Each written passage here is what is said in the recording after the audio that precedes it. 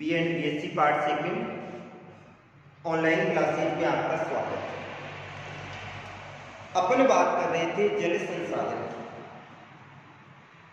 अर्थात जल संसाधन की बात करें तो जल मनुष्य की मूलभूत आवश्यकता है और मनुष्य घरेलू कार्य, औद्योगिक कार्य, कृषि तथा परिवहन हेतु जल का उपयोग करता है। यानी अपन किसकी बात कर रहे हैं? जल संसाधन है। जल को संसाधन की श्रेणी में क्यों रखा जाता है? क्योंकि जल मनुष्य की मूलभूत आवश्यकता है। जैसे अपन प्राणवायु लेते हैं, ऑक्सीजन लेते हैं, और ऑक्सीजन के बिना अपन जीवित नहीं रह सकते, उसी प्रकार से जल के बिना भी जीवित नहीं रह सकते। अपने जीवन के साथ में ये घरेलू कार्य हेतु, औद्योगिक कार्य हेतु, कृषि और परिवहन हेतु भी इसका क्या किया जाता है? उपयोग किया जाता है।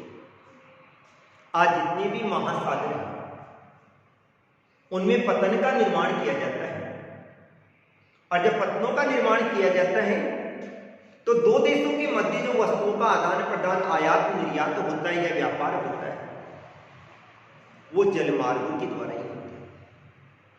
क्योंकि जल परिवहन का सबसे सुगम और सस्ता साधन है। अब अपन बात करेंगे महासागरीय जल संसाधन।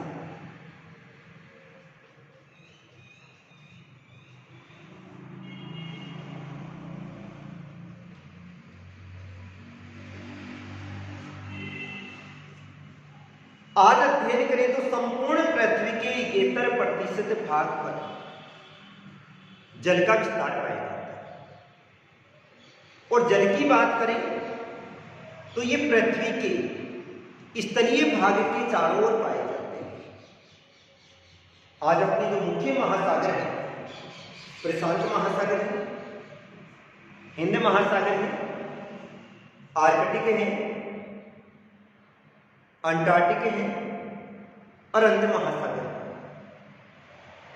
ये वाले जो महासागरीय क्षेत्र हैं इनमें अपार मात्रा में जल के स्रोत पाए जाते हैं।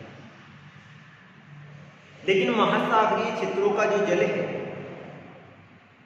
वो खारा होने के कारण से मानव के उपयोग में कम आता है। उपयोग में तो आता है। आज महासागरीय तली की बात करें तो अपार मात्रा में वहां पे खनिज संपदा पाई जाती है, लेकिन इसका जो महत्व है वो कम पाया जाता है। महासागरीय क्षेत्रों में लवणता अधिक पाई जाती है, और इस लवणता में सबसे अधिक मात्रा में सोडियम क्लोराइड पाया जाता है। क्या पाया जाता है? सोडियम क्लोराइड पाया जाता है। और सोडियम क्लोराइड के कारण से महासागरीय क्षेत्रों का जल कैसा होता है? खारा होता है। संपूर्ण पृथ्वी की बात करें तो संपूर्ण पृथ्वी के जल के अपार भंडार है, लेकिन कोई भी वस्तु होती है और अगर उसका अत्यधिक दोहन किया जाता है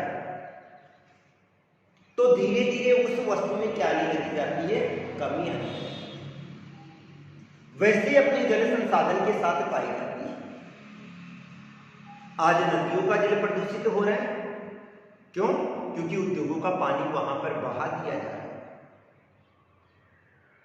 आज समुद्रों का, नदियों का, तालाबों का जल प्रदूषित हो रहा है क्योंकि मनुष्य कृषि में अत्यधिक मात्रा में कीटनाशक और रसायनों का प्रयोग करता है, और यही जो कीटनाशक और रसायन होते हैं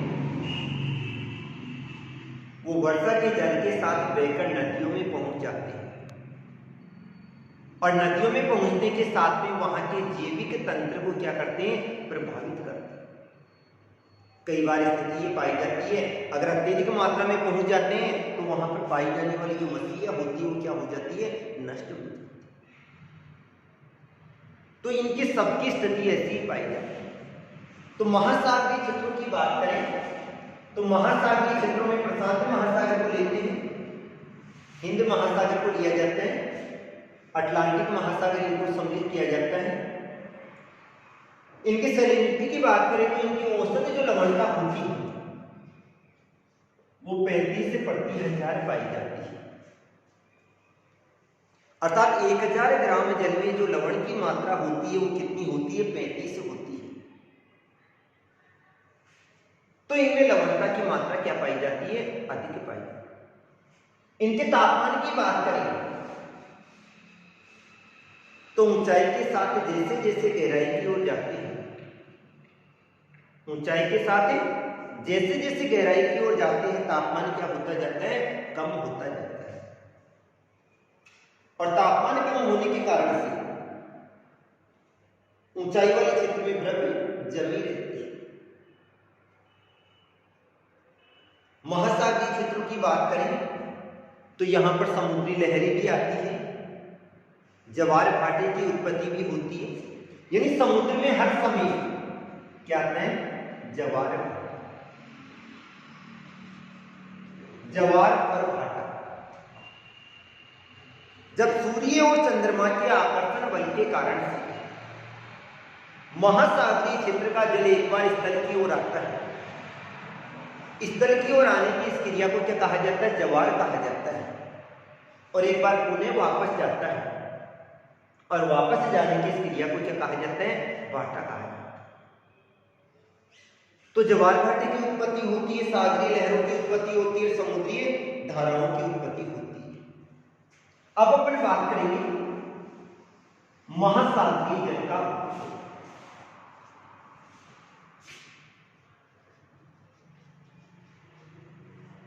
सबसे पहली बात करें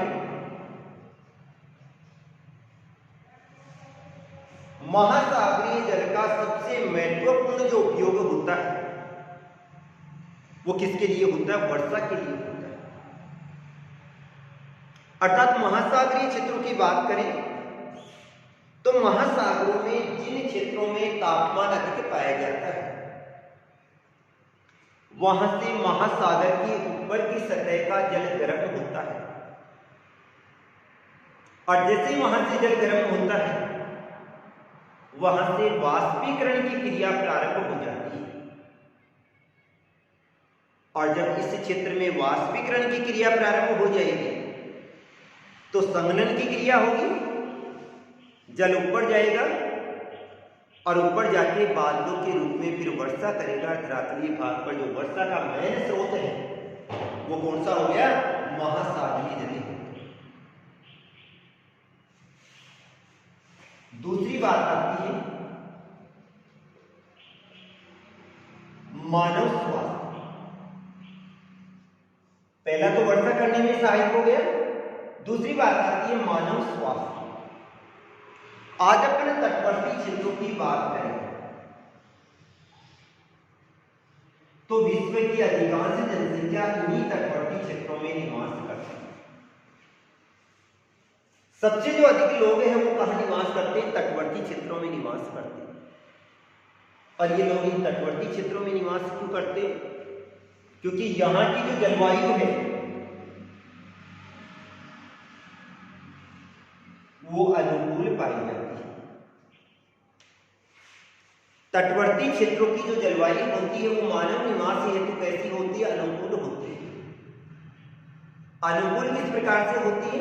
क्योंकि यहां पर न तो तापमान अधिक पाया जाता है, न तो तापमान अधिक पाया जाता है, न तापमान कम पाया जाता है। इन क्षेत्रों की बात करें तो यहां पर स्थल समीर चलता है, जल समीर चलता है। स्थल से पवन अगर जल की ओर चल रही है तो स्थल समीर हो जाएगी, और जल से स्थल की ओर आ रही है तो जल समीर हो। अतः इन क्षेत्रों में न तो तापमान अधिक पाया जाता है, न तापमान क्या पाया जाता है? कम पाया जाता है। केवल यहां पर एक ही समस्या पाई जाती है, और वो समस्या कौन सी है? यहां पर एक स्थिति पाई जाती है कि यहां पर चक्रवाती और प्रति चक्रवाती और प्रति चक्रवाती स्थिति उत्पन्न हो जाती है। तो महासागरीय जल के लिए मानव स्वास्थ्य के लिए इसका महत्व अधिक पाया जाता है, क्योंकि यहां पर जलवायु कैसी पाई जाती है? अनुकूल पाई जाती है। तीसरी बात आती है महासागरों में खनिजों की प्राप्ति होती है, और रसायनों की प्राप्ति होती है।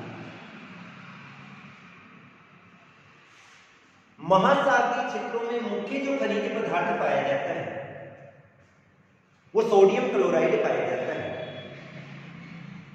सोडियम क्लोराइड के अलावा यहां पर मैग्नीशियम क्लोराइड भी पाए जाते हैं, सल्फेट भी पाए जाते हैं, सिलिकन तत्व भी पाए जाते हैं। अगर महासागरीय क्षेत्रों के नीचे वाले भाग या तली उसका दोहन होना प्रारंभ हो जाए तो आज वहां पर अपार मात्रा में खनिज संपदा पाई जाती है। और महासागरों के आंतरिक भागों में भी आज खनिज तेल के भंडार पाए जाते हैं, जिसमें जैसे मुंबई हाई क्षेत्र अपतटीय क्षेत्र में तट से दूर स्थित है, फिर भी उस क्षेत्र में खनिज तेल के कुएं पाए जाते हैं। वहां पर क्या पाया जाता है? पेट्रोलियम पाया जाता है। क्या पाए जाते हैं? पेट्रोलियम पाए जाते हैं। तो यहां पर खनिज भी पाए जाते हैं, रसायन भी पाए जाते हैं। अनेक रासायनिक पदार्थ यहीं से प्राप्त होता है। चौथी बात आती है मछली पालन।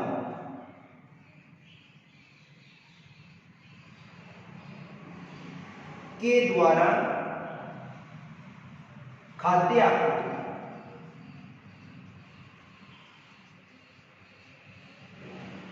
आज जितने भी महासागरीय क्षेत्र हैं वहां पर मछली पालन किया जाता है, अर्थात मछलियां पकड़ी जाती हैं और यही कहा जाता है महासागर भविष्य की खाद्य आपूर्ति के स्रोत है।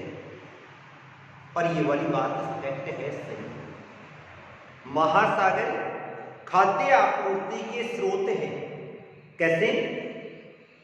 आने वाले समय में जनसंख्या में बढ़ती है और जब जनसंख्या में वृद्धि हो जाएगी तो मनुष्य को आवास हेतु भूमि की आवश्यकता पड़ेगी और मनुष्य अपने अधिवास का निर्माण कहां करेगा? स्थलीय भाग। जब स्थलीय भाग पर मानव के अधिवास का निर्माण हो जाएगा तो मानव के लिए कृषि हेतु भूमि की क्या हो जाएगी? कमी हो जाएगी। अतः मनुष्य जो अपने मकान बनाएगा वो कृषि भूमि पर बनाएगा और खाद्यान्नों की कमी होगी तो लास्ट में मनुष्य क्या खाएगा? मछली खाएगा। और ये कहां से उपलब्ध होगी? महासागरों से उपलब्ध होगी। तो महासागर पर्याप्त मात्रा में खाद्य आपूर्ति के भंडार पाए जाते हैं। वहां पर पर्याप्त मात्रा में क्या पकड़ी जाती है? मछलियां पकड़ी जाती है। अगला है व्यापारिक परिवहन का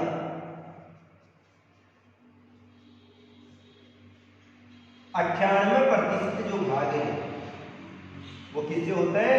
महासागरों से। इसी कारण से महासागरीय क्षेत्रों को अंतरराष्ट्रीय व्यापार के प्रवेश द्वार कहा जाता है। दो देशों के मध्य जो व्यापार होता है उस व्यापार में जो वस्तु एक स्थान से दूसरे स्थान पर जाती है उस वस्तु का आयात और निर्यात हो रहा है। वो आयात और निर्यात भारी वस्तुओं का होता है और भारी वस्तुओं का आयात तथा निर्यात होने के कारण से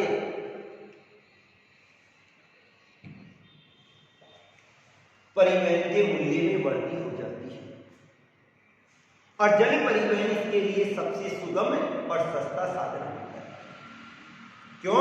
क्योंकि जल परिवहन में किसी भी प्रकार के मार्ग का निर्माण नहीं करना पड़ता है।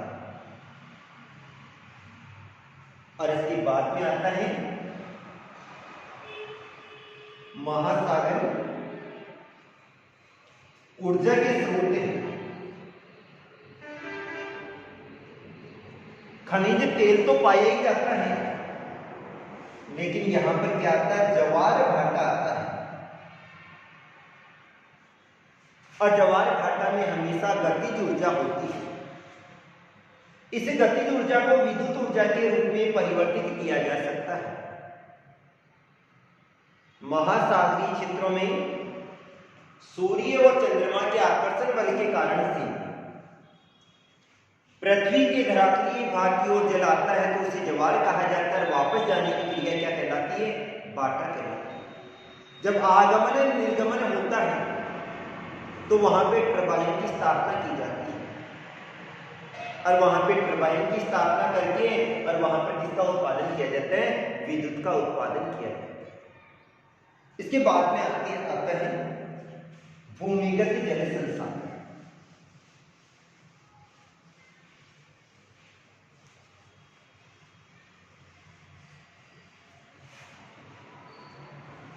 दूसरे नंबर पर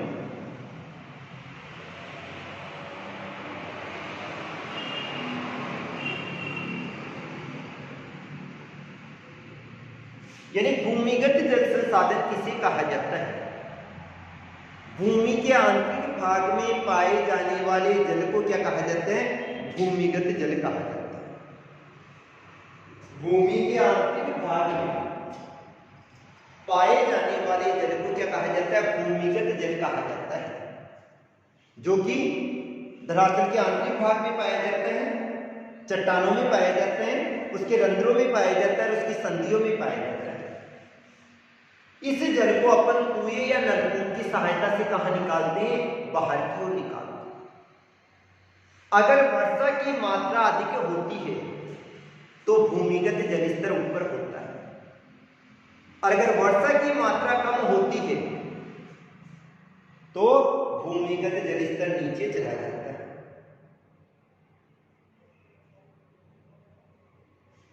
संपूर्ण पृथ्वी का अध्ययन करें तो 1.87% भौम जल पाया जाता है। भूमिगत जल को क्या कहा जाता है, भौम जल कहा जाता है, जो कि कितना पाया जाता है, 1.87%, जिसका अधिकांश भाग यानी 22% भाग तो कहां तक पाया जाता है, 4 किलोमीटर तक पाया जाता है।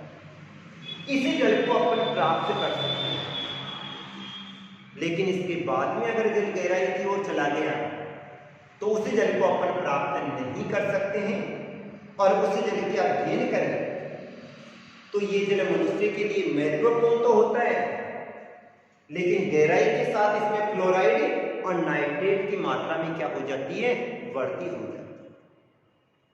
भूमिगत जल जो कि मनुष्य धरातल के आंतरिक भाग से प्राप्त करता है, कुएं या नलकूप की सहायता से प्राप्त करता है और इसका जो स्रोत होता है वो वर्षा ही होती है, क्योंकि वर्षा के द्वारा जल रिसकर कहां चला जाता है, नीचे चला जाता है। लेकिन जैसे जैसे गहराई की ओर जाते हैं इसमें फ्लोराइड की मात्रा आ जाती है, नाइट्रेट की मात्रा थोड़ी बहुत आ जाती है। अब इसके बाद में आता है भूमिगत जल का उपयोग।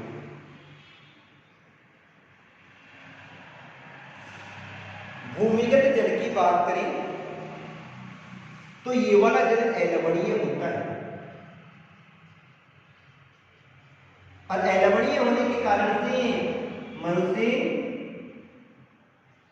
पेयजल के रूप में इसका क्या करता है, उपयोग करता है।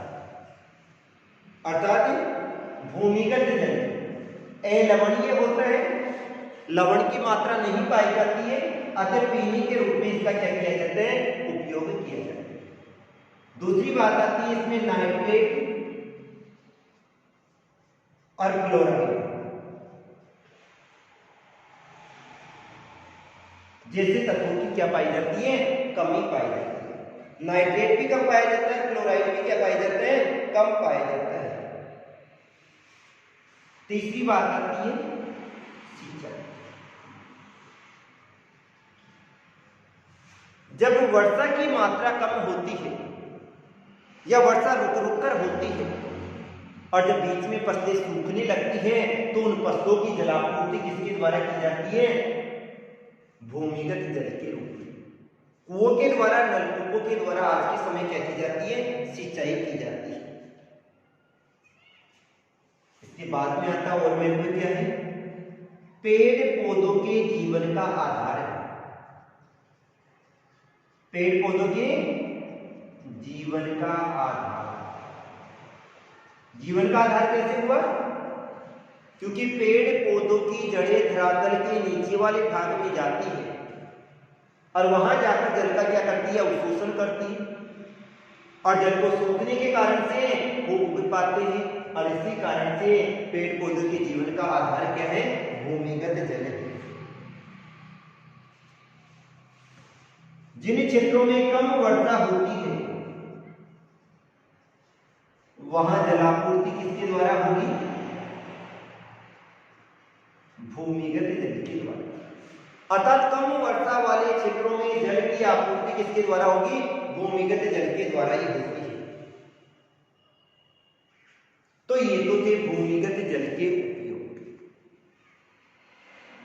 तो जल एक महत्वपूर्ण संसाधन है जिसका उपयोग घरेलू कार्य, औद्योगिक कार्य, कृषि तथा परिवहन हेतु किया जाता है और इसी कारण से जल को किस में रखा जाता है? संसाधन की श्रेणी। आज के लिए इतना ही। Thank you.